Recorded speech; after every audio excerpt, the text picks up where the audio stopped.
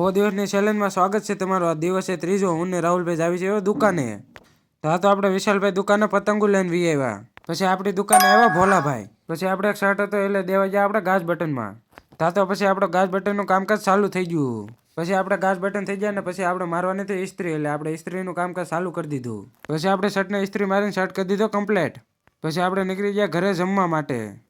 યુગ કાકાને શેરીમાં આવતું કોઈ શેરીમાં લાવતું નહોતું એટલે યુગ કાકા ખીજાઈ ગયા। પછી 4 વાગી જાય ને હું ભોપે જાવી છે ચા પીવા। આજ તો જિંદગીમાં પહેલી ફેરું દેવાય ચા પાઈ। આપણે પાછી મેન બજારમાંથી પતંગ સગાવવાનું કામકાજ ચાલુ કરી દીધું।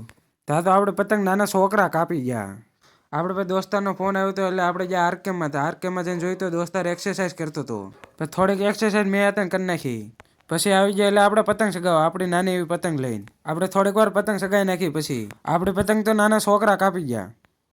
પછી તો થોડી આપણે કોઈની સગવડ એવી આપણે કરી નાખ્યું। પછી મેદાન સાહેબ હવે આપણો લોક અહીંયા પૂરો થાય છે। કેવો લાગ્યો લોક કોમેન્ટમાં જણાવો।